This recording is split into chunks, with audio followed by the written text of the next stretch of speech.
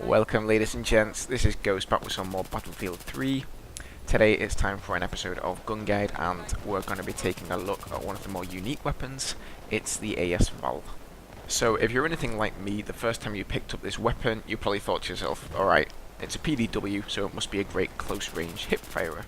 And then you started experimenting with the weapon and you find out that its hip firing capabilities are below average when compared to the other PDWs. And it's only when you find out what this thing can actually do at longer ranges that you realise where its niche lies and how unique of a weapon it is. And that's what I'm going to be talking about today.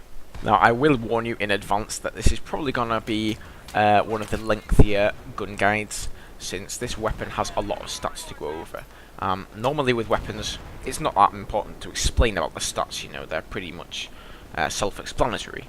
But with this gun I feel a need to really fully explain the important stats on the weapon and what they actually mean when it comes to using the gun. Now the one single thing for me that makes this weapon extremely impressive is its accuracy. That all comes down to the gun's recoil. And the recoil has a first shot multiplier. Now let me just take a minute to explain what that actually is. Now as most of you know, the recoil on every weapon has stats. You have upward pull, left pull and right pull. And you know, when you shoot the weapon, the more recoil it has, the more it's going to kick up or to the side. But there's also a thing called the first shot multiplier. And what this does is, in most cases, it means that the first shot that you fire is going to have more recoil than the rest of the shots that come to follow. If we look at some of the other PDWs, most of them have a first shot multiplier of 1.5 or even 2.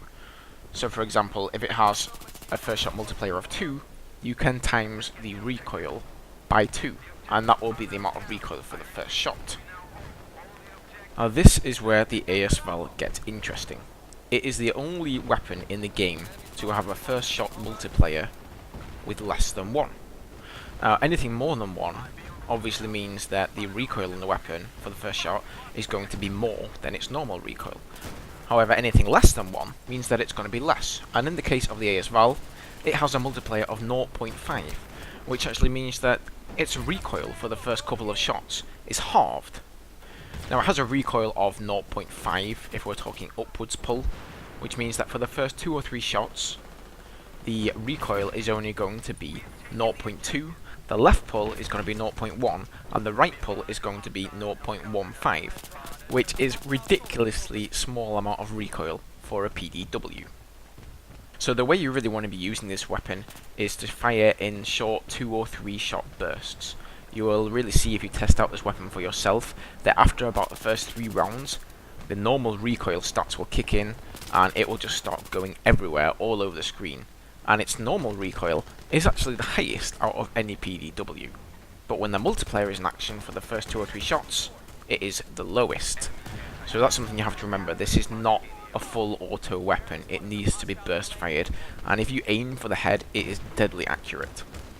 The other thing that makes this weapon awesome is its damage range. The AS VAL has a maximum damage of 20 and a minimum damage of 18.4. For those of you who don't know how the damage models on the weapons work, it's all about the drop off.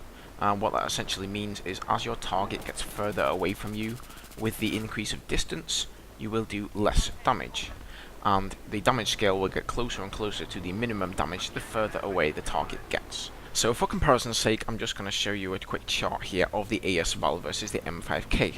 Now the M5K has a maximum damage of 25, but a minimum of 13.75, which is a pretty big difference.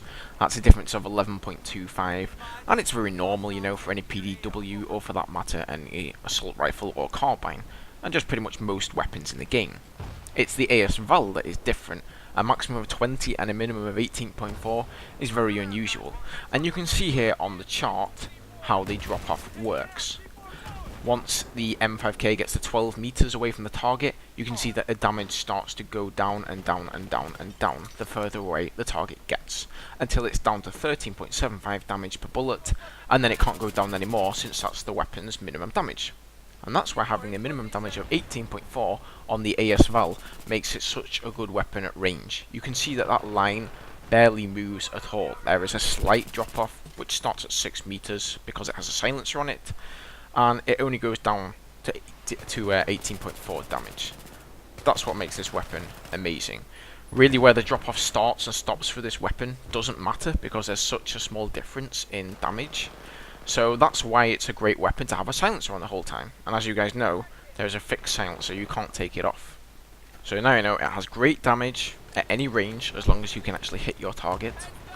And it has incredible accuracy as long as you fire in 2 to 3 shot bursts. Now another difference is the spread of this weapon whilst aiming down sight. Now if you compare it to the rest of the PDWs, their spread while aiming down sight is the same when they're moving as when they're standing still, meaning that the weapon is really designed for run and gun gameplay and you don't receive a penalty for moving around. But on the other hand, aiming down sight is still going to give you some sway. But the AS VAL, whilst aiming down sight and standing still, has a spread of 0.0. It is the only weapon in the game to have a spread of 0.0 whilst aiming down sight and standing still, except for the bolt action sniper rifles. I mean, even most of the accurate long range assault rifles like the M16 or the AN94, they still have a spread of 0.2. The AS VAL has 0.0. Now the reload time for the AS VAL clocks in at 1.7 seconds if you still have one left in the chamber, which is the fastest reload time for any of the PDWs. However, if you're completely out and you don't have one left in the chamber, it's going to take 2.85 seconds, which is a pretty big increase for a PDW, so I would definitely recommend trying to reload before you're completely out to avoid being caught with your pants down. I'd really recommend unlocking the extended mags for this weapon. It is a bit of work. It will take you around 300 kills, but it's well worth it. Having 30 rounds instead of 20 in a magazine really makes this weapon a beast. Other than that, you don't really have a lot of choice when it comes to loadouts, since one of the attachment slots is permanently taken up by the suppressor. So for me, extended mags are a no-brainer, and then you just pick yourself whichever sight you prefer. Personally, I go with the Cobra sight, but this just comes down to personal preference. Going with a laser sight instead of the extended mags really isn't a great idea if you ask me. If you want a great hipfire, I'd simply go with one of the other PDWs, since they have much better hipfire accuracy to start with. I like to run with this weapon as support more than any other class. I find the close and long range potential of the weapon, coupled with having C4 to take out enemy armor, is a really great combination. On top of that, you've got those 900 rounds per minute, and you're going to chew through ammo like there is no tomorrow. So having ammo packs readily available is really, really nice. It's also a great weapon of choice if you're looking to play some aggressive recon style. Now, I know that everyone gives EA and DICE a lot of stick for not having their weapon balance in check. I mean, I can really understand and sympathise with them though that this is a huge task, you know, they have so many weapons in the game, and to keep each weapon unique and with its own feeling, whilst at the same time having them all balanced and having all the weapons as effective as the next, that's an extremely difficult task. And I know that some weapons just plain flat out are better than others. You know, the AAK, the M16A3, etc. Everyone knows they are some of the best guns, and some of the other guns simply don't match up. But one of the weapons that they really did do right was the AS VAL. It's extremely effective, but it feels very unique. You know, it just has its own little niche. All in all, this is a fantastic weapon, and for what it lacks in versatility when it comes to loadouts, it certainly makes up for it in range. You can literally slap this thing on any class or kit setup, on any map or any game mode, whether you find yourself needing to take out a sniper in a long-range face-off, or mow down soldiers up close and personal, you're going to be happy to have this weapon in almost any situation. So remember, just fire in short bursts, keep at range, keep stationary while you're firing, and yeah, go and have fun with this weapon, guys. I really recommend trying it out. Whew! Well, that's it from me, guys. That's all I have to say about this gun.